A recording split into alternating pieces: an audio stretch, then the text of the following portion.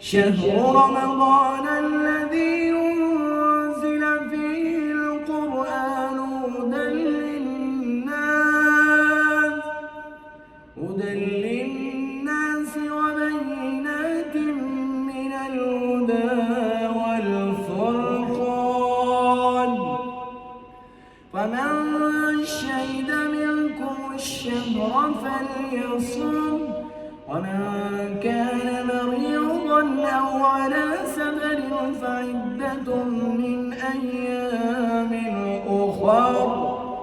يريد الله بكم اليسر ولا يريد بكم العسر ولتكملوا العدة ولتكبروا الله على ما هداكم ولعلكم